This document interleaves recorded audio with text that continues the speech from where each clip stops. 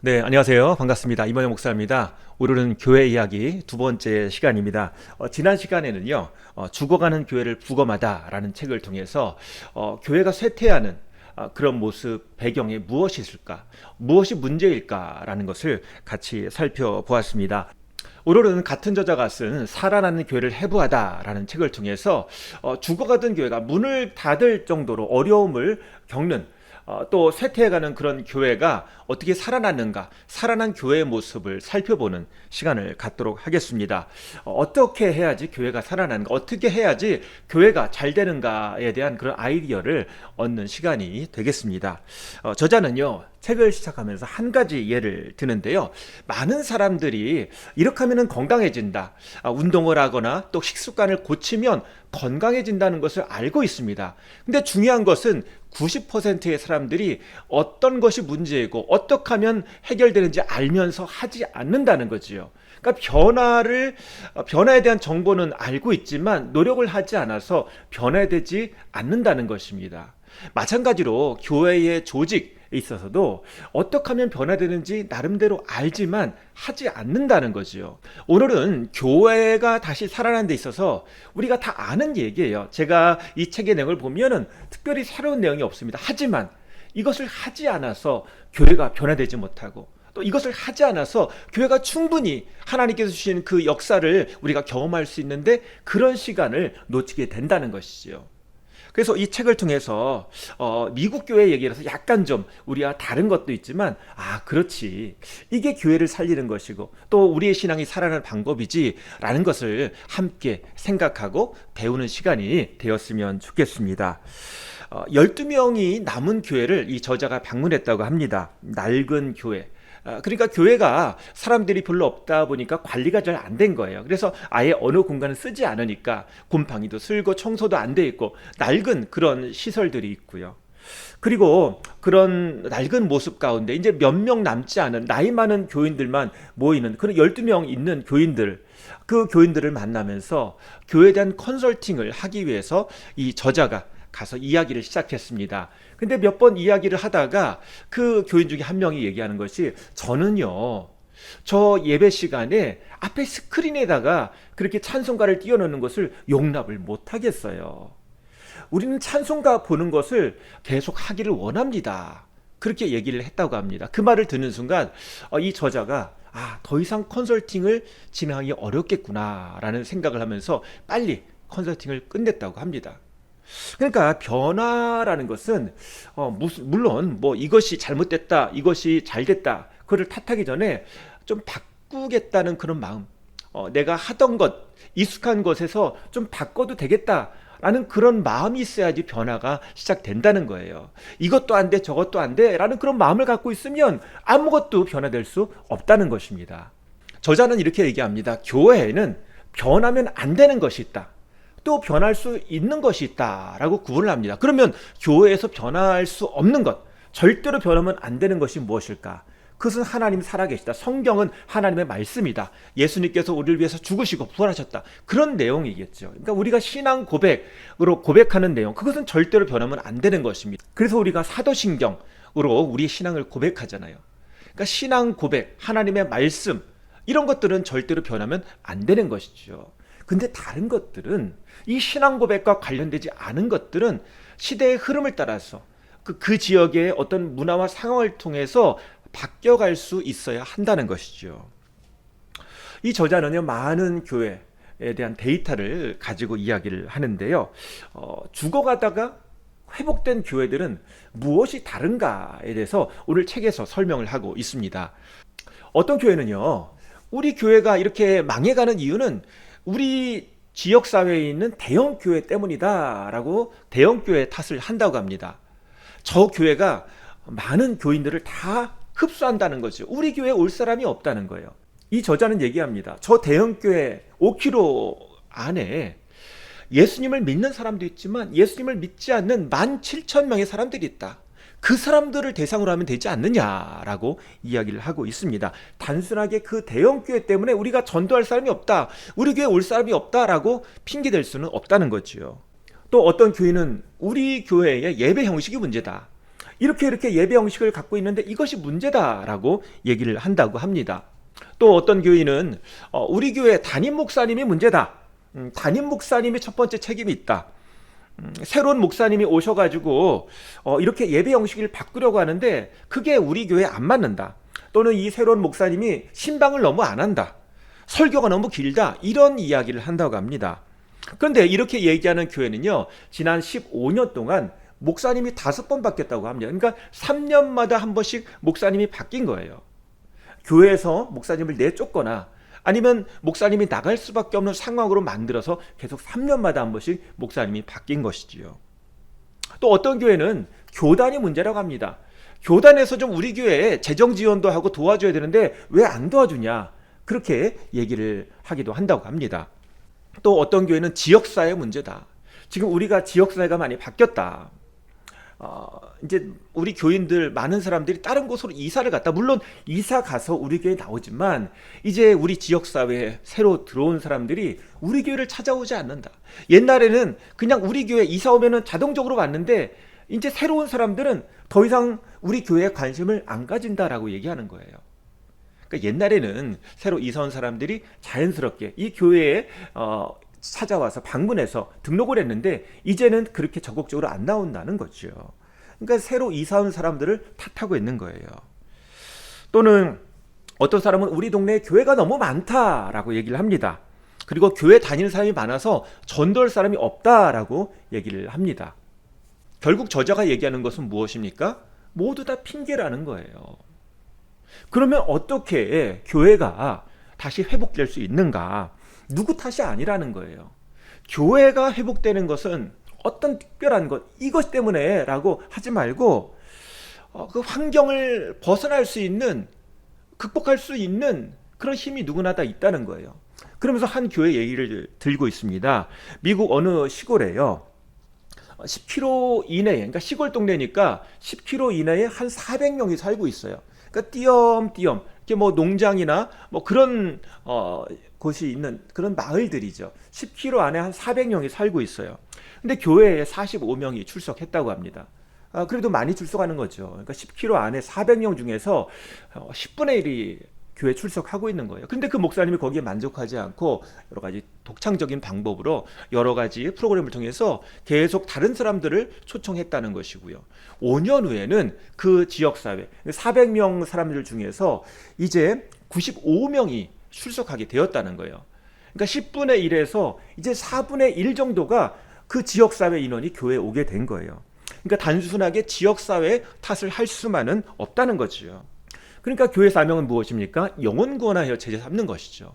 이것을 위해서 어쨌든 계속 노력하다 보면 하나님께서 더 그 일을 감당할 수 있도록 힘을 주시고 또 많은 영혼들을 우리가 감당할 수 있게 된다는 것입니다. 그러니까 남을 탓하지 말라, 환경을 탓하지 말라라고 얘기하는 것이 바로 저자의 주장입니다.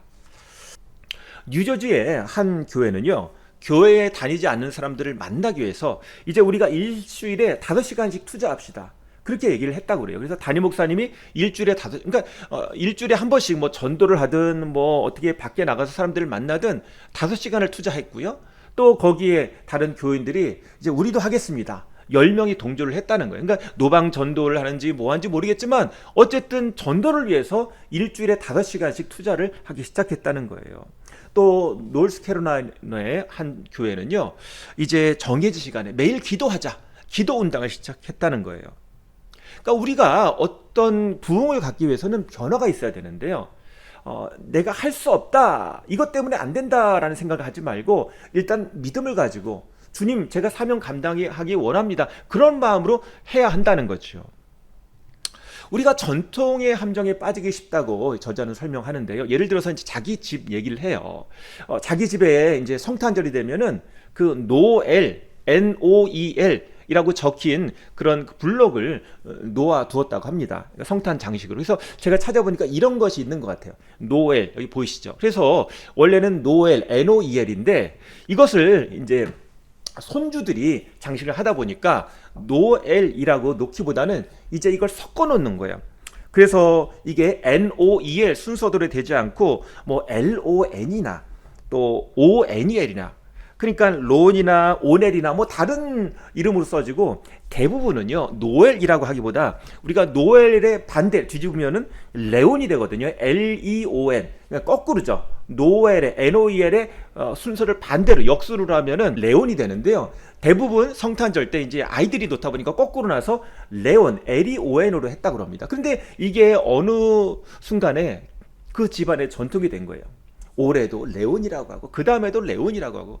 그러니까 그 어른들이 볼 때는 그냥 흐뭇한 거예요. 아이들이 아직 철자를 잘 모르니까 레온 그렇게 놓은 것 그 자체가 틀렸지만 어쨌든 좋은 추억이 되고 전통이 되었다는 거죠.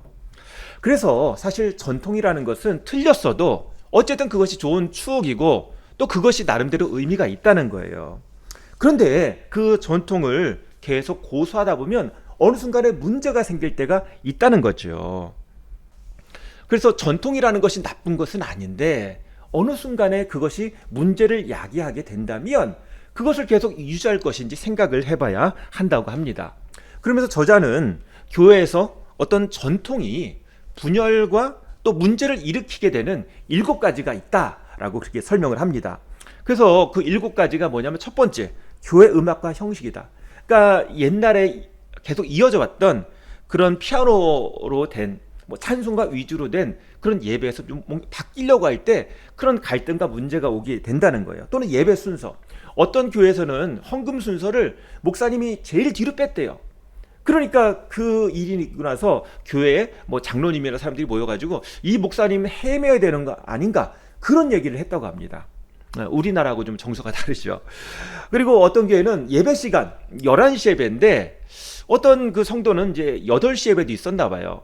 근데 8시 예배를 옮기거나 없앤다고 하니까 나의 8시 예배라고 그렇게 주장을 했다고 합니다. 나의 8시 예배라는 것은 뭐냐면 그 8시 예배 자체가 나의 것이다, 나에게 정말 귀중한 것이고 바꿀 수 없는 것이다 라고 그렇게 강조를 하고 있는 거죠.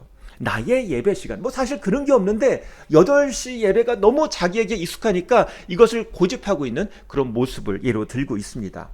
또는 어떤 목사님의 역할에 대해서 교인들이 잘못 생각할 수 있다는 거죠. 그러니까 사실 목사의 역할은 에베소 4장에 보면 다른 성도님을 이렇게 봉사할 수 있도록 세워주는 역할을 하는 거예요. 그런데 이 목사님에게 모든 것을 다 기대하는 거죠. 그래서 뭐가 안 되면 다 목사님 책임으로, 그리고는 월급 주는데 당연히 그거 해야 되는 거 아니야? 그렇게 생각하고 있다는 거죠. 근데 이게 사실 성경적인 역할은 아니라는 것입니다. 할 사람 없으니까 담임 목사님이 해야죠. 물론 뭐 제가 담임 목사로서 할 사람 없으면 내가 해야지, 그런 생각을 갖고 있지만 이것이 성경적인가 하는 그런 생각을 저자가 던지고 있습니다.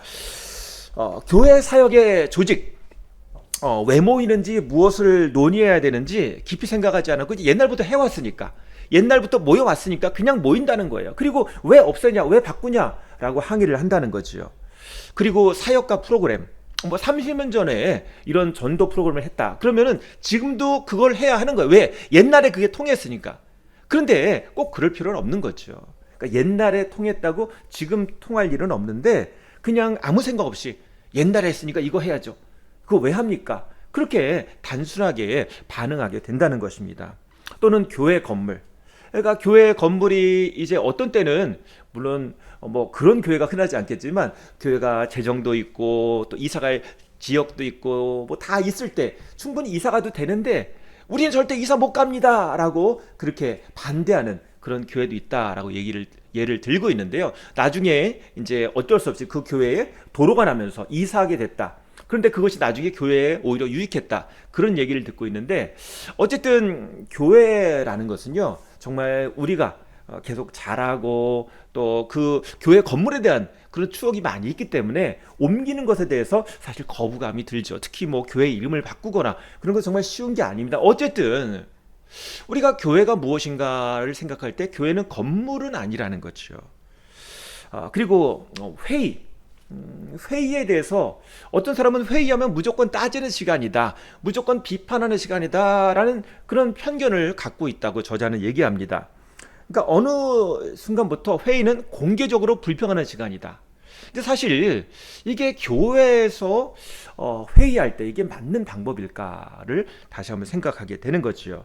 그래서 제가 뭐 어떤 걸 문제에 대해서 따지거나 뭐 하지 말자 그렇게 얘기하는 것이 아니라, 저자는요, 교회가 소생하는 교회라면 어떤 것에 대해서 부정적으로 따지고 그래서 답이 나오는 게 아니고 오히려 긍정적으로 또 적극적으로 그렇게 바꿔가야 한다고 이야기를 하고 있습니다. 자, 그러면 어떻게 회복을 해야 될까요? 이 저자가 그 회복한 교회에 대해서 공통적으로 볼 수 있는 거 한 가지를 얘기하고 있는데, 그건 바로 기도입니다. 어떤 교회는 24시간 회복을 위해서 기도하자 그런 운동을 벌였다고 해요. 그래서 1시간씩 그 교인이 160명이 출석하는 교회였는데 100명이 거기에 참여하겠다고 이제 지원을 했고요. 그 100명이 이제 1시간씩 표를 짜가지고 24시간 계속 돌아가는 기도를 했다고 그래요. 근데 그 중에 참여한 가장 고령자가 92세 할머니였는데, 이 할머니는 새벽 2시를 선택하셨대요. 고령인데도 내가 새벽 2시에 일어나서 기도하겠다, 1시간 기도하겠다, 그렇게 모범을 보이고 같이 기도를 하다 보니까 점점 변화가 찾아왔다는 거예요. 처음에 딱 바뀌지는 않아요. 이렇게 기도를 하고 계속 노력을 하다 보니까 어느 순간에 주민들이 찾아오고, 그리고 20년 동안 지속적으로 하락했던 그런 교회의 모습이 이제 바뀌었다는 거예요. 그러니까 우리는 기도를 통해서 하나님의 뜻이 무엇인가요? 다시 한번 이 상황을 주님의 뜻 가운데, 내 생각이 아니라 전통이 아니라 주님의 뜻 가운데 다시 보게 된 것이죠. 그러니까 내 취향과 전통보다 하나님 중심으로 바뀌어갈 때, 그때 교회에 좋은 변화가 시작되었다라고 이야기를 하고 있습니다. 그래서 이 저자는요, 특별히 이 기도한 사람을 기도의 용사라는 단어로 표현을 하고 있는데, 사실 우리가 기도하면 여러 사람이 막 참여하면 좋겠잖아요. 근데 사실 소생한 교회를 보면 많은 사람들이 참여한 기도가 아니라 한 사람 또는 소수의 사람으로부터 기도가 시작되었다고 얘기를 하고 있습니다. 셀리라는 한 성도는요, 사람들에게 함께 기도하자라고 독려를 했는데 사람들이 반응을 잘 안 했대요. 그래서 자기 외에 뭐 한 명이나 두 명, 그러니까 결과적으로 두세 명이 이제 기도를 시작하게 된 거예요. 그리고 어떤 때는 자기 혼자만 기도했대요. 다른 사람 뭐 바쁘니까. 그런데 꾸준히 포기하지 않고 기도를 했다는 것이죠. 그리고 또 루시라는 사람은요, 자기 교회가 3년 동안 한 명도 새로 전도해서 세례받지 못한 그런 사실을 보면서 이러면 안 돼요, 영혼 구원이 되고 있지 않구나라는 것에 대해서 위기감을 느꼈다고 합니다. 그래서 이 루시라는 사람은 자기가 먼저 자원해서 교회를 위해서 기도하자라고 얘기를 했다고 합니다. 그래서 목요일 날 5시 30분에 교회 모여서 30분간 기도하자라고 제안을 했다고 합니다. 그래서 이 5시 반, 목요일 새벽 5시 반 기도 모임에 1명, 2명 참석했고 많이 모여봤자 6명이었대요. 그런데 꾸준히 이것이 계속됐다는 거예요. 한 2년 정도 그렇게 기도가 있고 나서 목사님과 또 교인들의 태도가 바뀌기 시작했다라고 얘기를 하는 거예요. 왜 기도했다고요? 새로 영혼 구원하고 세례 받는 일이 없기 때문에 그걸 위해서 기도했다는 거죠. 그래서 출석 교인이 늘어나고 또 3주 연속 세례식이 있는 때도 생겨났다라고 얘기를 하고 있습니다. 그러니까 기도가 꼭 담임 목사님이 하자라고 얘기하지 않더라도 위기감을 느끼고 필요성을 느끼고 정말 하나님 뜻이 무엇인지 진지하게 생각하고, 주님 제가 하겠습니다, 그래서 꼭 담임 목사님이 나서지 않더라도 정말 교회를 사랑하고 영혼 구원을 생각하는 그 소수 1명, 2명, 이 사람을 통해서 교회가 바뀌게 된다는 거죠. 이 사람이 기도의 용사라는 거예요. 그래서 정말 교회의 회복을 위해서는 누가 필요하다고요? 한 명의 기도의 용사가 필요하다라고 얘기를 하고 있습니다. 결론이 뭔가요? 결국 교회를 회복시켜 주시는 분은 하나님이라는 거예요. 교회의 회복은 한 명 이상의, 그죠? 한 명도 되는 거예요. 한 명 이상의 소수의 사람들이 하나님께 일관되고 끈질기게 기도할 때 부흥이 일어난다는 거예요. 그러니까 부흥에는 어떤 마법이 없어요. 그러니까 이 책에서는 은탄환이라고, 은총알이라고 얘기하는데, 보통 은탄환하면 뭐 드라큘라를 죽이거나 악마를 죽이거나 뭐 그럴 때 쓰는 총알이 은으로 만든 총알이거든요. 그러니까 뭐 늑대, 인간, 뱀파이어, 뭐 마녀를 죽일 때 은총알을 사용했다고 그럽니다. 특별한 능력이 있다고 여기는 그런 총알이죠. 그런데 교회를 소생시킬 때 필요한 은총알은 따로 없다는 거예요. 예를 들면 좋은 목사님 오시면 교회가 부흥한다라고 생각을 합니다. 뭐 젊은 목사님 오면 젊은 사람들을 막 전도하고 막 그들을 제자훈련 시켜가지고 교회가 부흥할 것이다라고 생각을 한다는 거예요. 신방도 잘하고 전도도 잘하고 설교도 잘하고 잘할 것이다라고 생각하는 거예요. 또 어떤 교회는 우리 교회에 돈이 있으면 돈이 없는 게 문제다라고 얘기를 한다는 거예요. 그래서 재정만 있으면 이것도 하고 저것도 할 텐데 라고 핑계를 댄다는 거예요. 또는 우리 교회에 찬양이 살아나야 된다. 뭐 좀 악기가 있고 좀 찬양팀이 있으면 부흥될 것이다 라고 얘기를 한다는 거예요. 또는 어떤 교회는 우리 교회가 좀 건물이 좀 있어야 된다. 또는 인테리어가 좀 제대로 현대적으로 돼야지 너무 낡았다 라고 얘기를 한다는 거예요. 그런데 저자는 얘기합니다. 이것은 은총알이 아니다. 교회의 소생에는, 부흥에는 은총알이 없다라고 얘기하는 거예요. 소생한 교회들 데이터를 찾아보니까 그런 은총알은 없더라라고 얘기를 하고 있습니다. 그러면 어떻게 해야 될까요? 소생한 교회에 공통적으로 나타나는 요소가 뭐냐면 어떤 교회의 변화를 주려고 할 때, 특별히 어떤 예배의 변화를 주려고 할 때 그냥 그것에 적응하려고, 변화에 적응하려고 같이 노력했다는 거예요. 그리고 불필요하게 뭐 어떤 회의, 뭐 긴 회의 그런 것에 낭비하지 않고 중요한 것에 집중했다는 거예요. 또는 어떤 시설에 대한, 건물에 대한 집착을 하지 않았다는 거예요. 또는 어떤 프로그램에 집착하지 않았다는 거예요. 또는 교인들을 위해서, 교인들이 편하게 하기 위해서 예산을 쓰는 것에 집중하지 않고 영혼권하고 제자선련 사역, 외부의 사역에 예산을 잘 썼다는 거예요. 그리고 어떤 목사님에게 인정받아야지, 그러면서 목사님에게 좀 섬김을 받으려고 하는 태도보다는 오히려 다른 교인들을 섬겨야지, 그런 마음을 가졌다는 거예요. 특권의식을 버리고 내가 대접받으려고 하지 않고 다른 사람을 돕고 섬겼다는 거예요. 그리고 남을 탓하고 비난하는 것에서 벗어나서 격려하는 분위기였다는 거예요. 그리고 전도에 대해서 무관심을 갖지 않고 이제 정기적으로 전도를 시작했다는 거예요. 그리고 변화에 대해서 열린 마음으로 대했다는 것입니다. 결국 변화되지 않으면 죽는다는 거예요. 이런 마음을 가지고 서로 오히려 변화되고 서로 격려하고 서로 함께 한 방향을 위해서 나갈 때, 그때 회복이 시작되었다는 것입니다. 우리는 이 책을 통해서 무엇을 깨달을 수 있을까요? 변화라는 것은 어떤 담임 목사님이 어떤 주도해서, 또 어떤 교회에 뭐 돈 있는 사람이나 어떤 믿음 있는 사람이나 능력 있는 사람이 주도해서 나가는 것이 아니라 모두 다 나에게 주신 주님의 뜻을 따를 때, 주님께 순종할 때 변화가 일어난다는 거예요. 그러니까 부흥이라는 것은 주님이 이뤄 가시는 거예요. 이걸 인정하는 거예요. 그러니까 영어로 로드십이죠. 주님을 인정할 때, 하나님을 하나님으로 인정할 때, 그때 교회가 변화되고 부흥이 일어나게 된다는 것입니다. 진정한 부흥은 교회가 교회다워지는 거죠. 교회가 건물이 아니잖아요. 주님의 이름으로 모인 곳이 바로 교회잖아요. 교회, 에클레시아라는 것은 하나님의 부름을 받아서 모인 사람들이잖아요.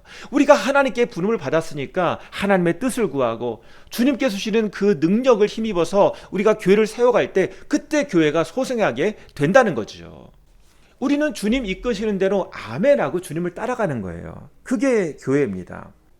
우리 말씀 하나 보도록 하겠습니다. 마태복음 6장 9절에서 10절입니다. 그러므로 너희는 이렇게 기도하라. 하늘에 계신 우리 아버지여, 이름이 거룩히 여김을 받으시오며 나라가 임하시오며 뜻이 하늘에서 이룬 것 같이 땅에서도 이루어지이다. 하나님의 뜻이 이루어지기를 원하는 그런 사람들이 모인 것이 바로 교회라는 거죠. 이것이 우리의 기도의 제목입니다. 기도의 내용입니다. 아까 기도하면 교회가 산다고 그랬잖아요. 그럼 무슨 기도를 할까요? 결국 이거예요. 주님의 뜻이 우리 교회에 이루어지기를 원합니다. 주님의 뜻이 우리의 삶 가운데 이루어지기를 원합니다. 그러면서 주님께 순종하면서 주님이 원하신다면 바뀌겠습니다. 주님이 원하신다면 이것을 하겠습니다. 주님이 원하신다면 기도하겠습니다. 그러면서 주님의 교회가 이루어지게 되는 거죠. 오늘 주님의 뜻이 우리의 마음에 이루어지길 원합니다. 우리의 삶에 이루어지길 원합니다. 우리 교회의 풍성이 이루어지기를 원합니다. 주님께서 기뻐하시는 것, 영원권하여 제자 삼는 것, 이것이 바로 주님께서 교회를 세우신 이유가 아니겠습니까? 오늘 우리는 교회가 우리를 위한 어떤 친교 집단이 아니라는 거죠. 교회가 우리를 위한 어떤 나의 어떤 자존심을 위한 그런 우리의 뭐 방패나 자랑거리가 아니라는 거지요. 교회, 그것은 바로 주님이죠. 그러니까 우리가 주님께 자랑이 되는 거예요. 교회가 자랑이 되는 것이 아니라 우리가 주님께 자랑이 되는 것. 그죠? 우리가 제가 주님을 사랑합니다. 주님께 기쁨이 되길 원합니다. 그럴 때 우리 교회가 영광스러운 교회, 주님의 일을 정말 능력 있게 감당하는 살아있는 교회가 되는 것입니다. 껍데기만 남지 않고 우리 안에 충실한 그런 열매가 있고 기쁨이 있고 능력이 있고 소망이 있고 생명이 있는 그런 교회를 세워가는 저와 여러분 되기를 소망합니다. 우리 다음 주에도 이어서 교회의 이야기 같이 살펴보도록 하겠습니다. 우리 같이 기도하겠습니다. 우리 기도할 때 하나님, 그렇습니다. 교회는요, 주님이 세워가시는 것입니다. 우리가 주님을 먼저 인정하면 교회가 교회다워질 줄 믿습니다. 우리가 순종함으로 기도로 세워가길 원합니다. 우리 같이 기도하시겠습니다. 주여, 아버지 하나님 감사합니다. 저를 이 시간에 교회를 배웠습니다. 교회는 정말 주님이 우리 가운데 가장 우선적으로 서 계시지 않으면, 로드십이 서지 않으면 교회는 결국 문을 닫을 수밖에 없는, 낡아질 수밖에 없는, 또 망해갈 수밖에 없는 껍데기로 전락할 수밖에 없는 것이라는 것을 배웠습니다. 오늘 우리 가운데 주님의 뜻이 서기를 원하고 주님의 나라가 서기를 원하고 주님의 말씀과 주님의 능력이 설 때 우리가 순종함으로 아멘으로 나갈 수 있도록 하나님 도와주시고, 주님의 이름으로 능히 감당케 하시고, 주님의 이름으로 우리가 나아갈 때 주님 풍성히 역사하셔서 주님의 부흥과 회복과 주님의 능력이 있는 교회가 될 수 있도록 인도하여 주시고, 우리가 기도의 용사가 되어서 주님의 교회를 세워갈 수 있도록, 또 순종함으로 또 주님 앞에 믿음으로 나아갈 때 주님 기뻐하시는 교회가 될 수 있도록 인도하여 주시옵소서. 주님 감사합니다. 예수님의 이름으로 기도합니다. 아멘.